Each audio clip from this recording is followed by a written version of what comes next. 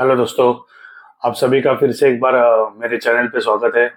आशा करता हूँ आप सब लोग अपनी फिटनेस जर्नी पे काम कर रहे होंगे और अपने फिटनेस गोल को अचीव करने के लिए जो कोशिशें हैं आपकी वो जारी रख रही आपने रखी होगी।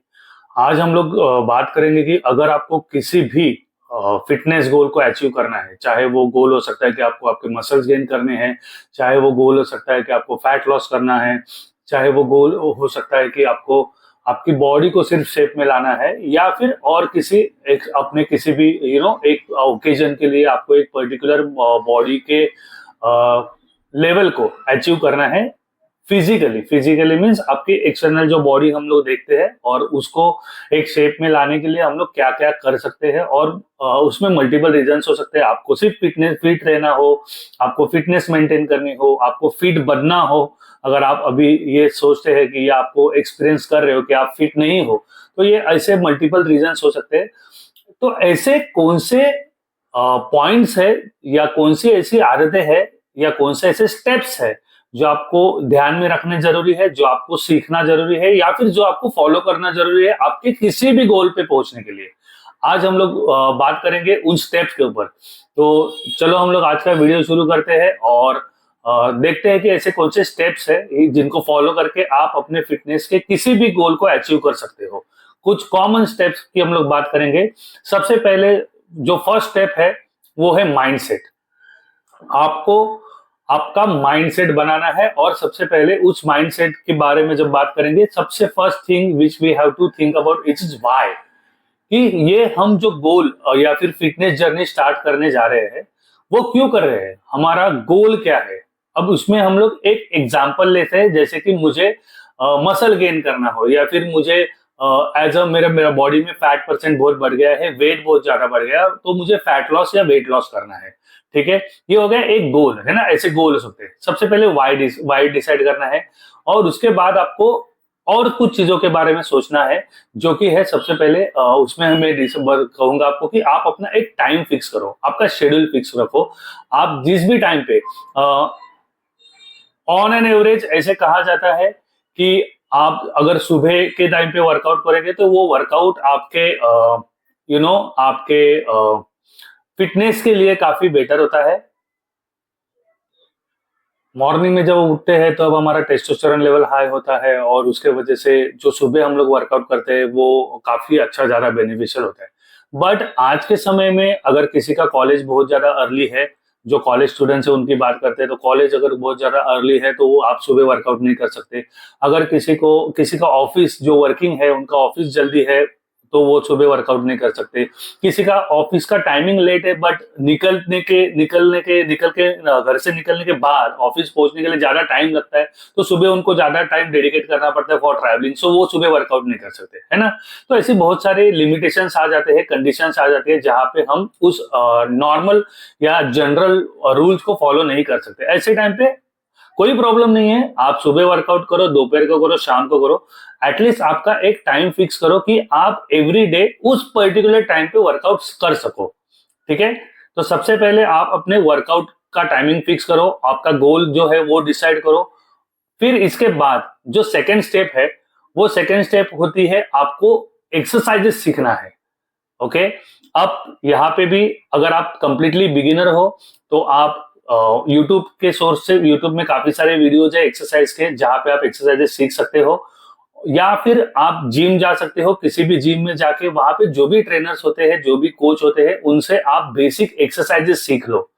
ठीक है, एक बार आपके फॉर्म जो है वो फॉर्म्स करेक्ट कर लो, क्योंकि क्या होता है, हम अगर फिटनेस जर्नी में जब भी हमारी इंटेंसिटी को इंक्रीज कर रहे होते हैं, ऐसे टाइम पे हमारे फॉर्म्स राइट ना होने की वजह से हमको इंजरीज हो सकती है, और उसके वजह से हमको हमारी जो जर्नी है वो बीच में रोकनी पड़ सकती है। इसलिए इनिशियली आप सारी एक्सरसाइजेस को अच्छे से सीखो, और कुछ उसके वेरिएशन जो है, डिफरेंट टेक्निक्स जो है एक्सरसाइजेस के, वो डिफरेंट टेक्निक्स सीखो। ये डिफरेंट टेक्निक्स क्यों जरूरी होते हैं, इसलिए जरूरी होते हैं कि एक टाइम के बाद हो सकता है कि आपके जो रिजल्ट का स्पीड है वो कंसिस्टेंट ना रहे। तो रिजल्ट की स्पीड को कंसिस्टेंट रखने के लिए आपको डिफरेंट टेक्निक्स आना जरूरी है। और इसके लिए अगर आप उतना ज्यादा आप बहुत ज्यादा एफर्ट सीखने में नहीं दे सकते, आप टाइम नहीं दे सकते, तो आप सिंपली एक पर्सनल ट्रेनर को हायर कर सकते हो और वो आपके ये सारी चीजें संभाल लेगा। तो सबसे पहले जिम ज्वाइन करो। तो आप घर से भी फिटनेस जर्नी अपनी शुरू कर सकते हो, एक्सरसाइजेस कर सकते हो। बट जब हम लोग घर पे करते हैं तब हमको कुछ दिनों के बाद आज के जो जनरेशन है वो काफी हद तक बोर होते हुए दिखते हैं कि सेम टाइप की एक्सरसाइजेस रोज करनी पड़ती है, कुछ मशीनरीज नहीं होती है, इक्विपमेंट नहीं होते, कहीं कहीं पे रेजिस्टेंस होता है, रेजिस्टेंस जो है उसकी डिफिकल्टी आ जाती है, आप बहुत ज्यादा वेट इंक्रीज नहीं कर सकते या इंटेंसिटी इंक्रीज नहीं कर सकते। तब अगर आप जब घर से वर्कआउट कर रहे हो तो बेटर है आप कोई भी जिम ज्वाइन करो, एक्सरसाइजेस सीखो और एक्सरसाइजेस की डिफरेंट टेक्निक्स को सीखो। ठीक है, इसके बाद जो सेकंड थर्ड पॉइंट है वो है आपके डाइट और न्यूट्रिशन पे कॉन्सेंट्रेट करो। आपके डाइट को प्रॉपर करो। इसके बारे में भी अगेन सी किसी भी तरीके के गोल, चाहे वो प्रोफेशनल लाइफ में हो चाहे वो पर्सनल लाइफ में हो, यानी कि प्रोफेशनल जर्नी हो या पर्सनल जर्नी हो, हमको हर रोज कुछ ना कुछ नए सीखने की हमारी तैयारी होनी चाहिए। हमको कुछ ना कुछ चीजें सीखनी जरूरी है। सेम इसी तरीके से आप जब अपने फिटनेस जर्नी के लिए आपके डाइट और न्यूट्रिशन के बारे में सोचते हो, उस वक्त आपको डाइट और न्यूट्रिशन के बेसिक रूल्स पता होने चाहिए कि किस तरीके से डाइट मैनेज किया जाता है, कौन से वक्त कौन सी चीजें खानी होती है। सही एक अच्छे रिजल्ट के लिए अपना हमारा जो एक टाइम का मील है उसमें कौन से न्यूट्रिएंट का होना जरूरी है ना। जब तक आप न्यूट्रिशन फुलफिलमेंट नहीं करोगे तब तक आपको रिजल्ट जो एक्सपेक्टेड रिजल्ट है एक्सपेक्टेड टाइम में या डिसाइडेड टाइम में नहीं मिलेगा। ठीक है, तो इन चीजों पे आप जो है ध्यान दो, अपने डाइट को और न्यूट्रिशन को। डाइट को कैसे मैनेज करना है, न्यूट्रिशन कौन कौन सा लेना है। न्यूट्रिशन के लिए सप्लीमेंटेशन का ऑलरेडी मैंने कुछ एक वीडियो बना दिया है, आप वो सप्लीमेंटेशन के वीडियो दे सकते हो। न्यूट्रिशन और सप्लीमेंटेशन इन दोनों पे आपको इसके बारे में सोचो, इनको मेजर करो कि क्या आप जो न्यूट्रिएंट की फुलफिलमेंट वो कर रहे हो। अगर आपके नेचुरल डाइट से हो रहा है तो आपको सप्लीमेंट पे जाने की कोई जरूरत नहीं है, आपको सप्लीमेंट लेने की कोई जरूरत नहीं है। लेकिन अगर आपका नहीं हो रहा है तो किस तरीके से आप सप्लीमेंट ले सकते हो, कौन से सप्लीमेंट ले सकते हो, ये सारी चीजें आप मेरे सप्लीमेंट के वीडियो में देख सकते हो। ठीक है, डाइट और न्यूट्रिशन बहुत ज्यादा जरूरी है। आप क्या होता है कि बहुत बार लोगों को जो भी शेड्यूल होता है उसके वजह से उनको फ्रीक्वेंटली कुछ दिन में 2 बार 3 बार 4 बार 5 बार खाना पॉसिबल नहीं होता। मोस्टली 3 से 4 बार हम लोग खा लेते, राइट। हम लोग 2 बार खाना खाते, 2 बार नाश्ता करते, राइट। तो इसके क्या ये सफिशियंट है? काफी लोग वो एक ही टाइम पे बहुत ज्यादा खाना खा लेते हैं और फिर अगले 4 5 6 घंटे तक कुछ नहीं खाते। तो ये सही नहीं है। आपको आपका डाइट प्लानिंग करना पड़ेगा, आपको सही से डिसाइड करना पड़ेगा आपको कब खाना है, क्या खाना है और कितना खाना है। ठीक है, उसके बाद जो 4 स्टेप्स है वो है आपका रेस्ट। ठीक है, रेस्ट देखो क्या होता है ना, जब भी हम लोग एक्सरसाइज करते हैं तो हम लोग हमारे मसल्स को एग्जॉस्ट कर रहे थे, उनको एक तरीके से उनकी जो एनर्जी है वो यूज करके उनको थोड़ा सा हम लोग उसको एक माइक्रोस्कोपिक डैमेज बोलते हैं, उसको थोड़ा सा डैमेज कर रहे होते हैं। और जब वो डैमेज से मसल जो है हमारा वापस रिकवर होता है, वो रिकवर होता है तब वो पहले से स्ट्रांग हो सकता है और स्ट्रांग होता है और पहले से ज्यादा उसकी साइज भी बढ़ सकती है in the case of males जो भी डिजायर्ड जिनका जो गोल है वो मसल हाइपरट्रॉफी का यानी कि मसल की साइज गेन करने का है। तो इसके लिए आपको मसल ब्रेकडाउन करना पड़ेगा। ये सारी चीजें बॉडी की जो एनर्जी है वो यूटिलाइज होती है, अल्टीमेटली हमारी सारी मसल्स और बॉडी जो है वो एग्जॉस्ट होती है। इसकी रिकवरी होना बहुत ज्यादा जरूरी है। जब तक आपका रिकवरी सबसे अच्छा नहीं होगा तब तक आपको नेक्स्ट लेवल पे पहुंचना पॉसिबल नहीं होगा।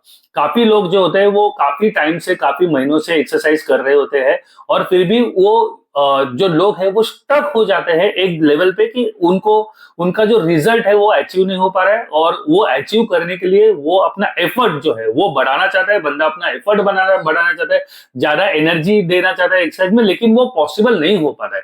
क्यों नहीं हो पाता है? क्योंकि उनकी रिकवरी सही से नहीं होती है। और रिकवरी के लिए डाइट और न्यूट्रिशन के साथ सबसे इंपॉर्टेंट जो फैक्टर है जो हमको ध्यान देना है वो होता है रेस्ट।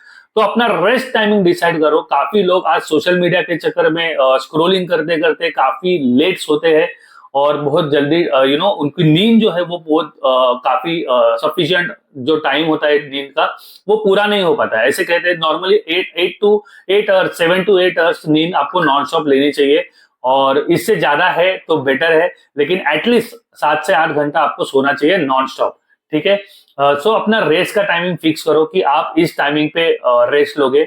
और इन सारी चीजों को फॉलो करते हुए जब आपको फिटनेस रिजल्ट, आपके गोल को अचीव करते वक्त आपका जो टारगेटेड रिजल्ट है वो मिल रहा है या नहीं मिल रहा है, उसको ट्रेस करो। ये है हमारा नेक्स्ट पॉइंट, कि हमारी प्रोग्रेस ट्रैकिंग रखो, कि आप जो भी गोल के लिए प्रैक्टिस कर रहे हो उस गोल में आपको क्या एक्सपेक्टेड रिजल्ट मिल रहा है। और इसके लिए मैंने एक वर्कआउट, एक वीडियो बनाया था जिसका नाम है आइडियल बॉडी कंपोजिशन, और उस आइडियल बॉडी कंपोजिशन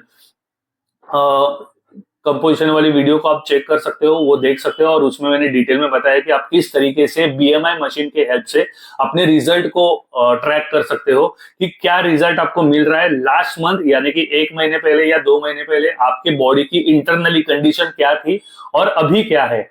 और फिर उसके बेसिस पे आप अपनी नेक्स्ट जर्नी को डिसाइड कर सकते हो कि आपको कैसे डाइट रखना है, आपको एक्सरसाइज में कितना एफर्ट और ज्यादा देना जरूरी है, या जो दे रहे हो वो सही है। ठीक है, तो progress tracking is most important. जब तक आप प्रोग्रेस ट्रैक नहीं करोगे तब तक आप अपने जर्नी को एक सही ट्रैक पे नहीं रख सकते हो सकता है फिर आपकी जर्नी जो है वो कहीं पे स्टक हो गई है और आपको पता ही नहीं है।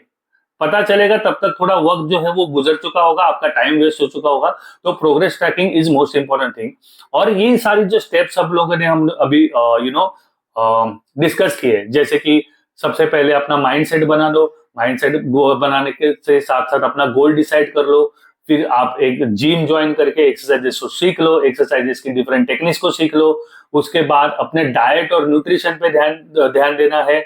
और इसके बाद आपको आपके रेस्ट पे ध्यान देना है। इन सारी चीजों को कंसिस्टेंटली करते रहना, this is the last step.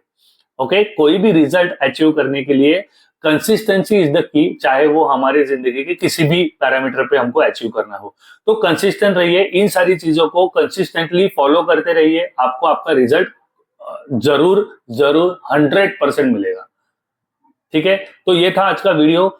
आपको अगर अपने फिटनेस जर्नी के लिए किसी भी तरीके की कंसल्टेशन की जरूरत हो, आपको किसी भी तरीके की कोचिंग की जरूरत हो, तो आप मुझसे कांटेक्ट कर सकते हो। मैं आपको आपका फिटनेस कंसल्टेशन जो है वो करके आपको आपकी फिटनेस जर्नी में आगे बढ़ाने के लिए, आपको आगे बढ़ने के लिए, आपकी फिटनेस जर्नी अचीव करने के लिए जरूर हेल्प करूंगा। ठीक है, तो ये था आपका वीडियो, आज का वीडियो। अगर आपको कोई भी डाउट होगा आपको ये सारे स्टेप्स के रिलेटेड या फिर आपके फिटनेस जर्नी के रिलेटेड, तो वो डाउट, वो क्वेश्चंस आप कमेंट बॉक्स में कमेंट कर सकते हो और उसका जवाब देने की मैं पूरी कोशिश करूंगा। ठीक है, नेक्स्ट वीडियो आने तक के लिए अपने फिटनेस पे ऐसे ही काम करते रहिए ना। तब तक के लिए बी फिट, स्टे फिट।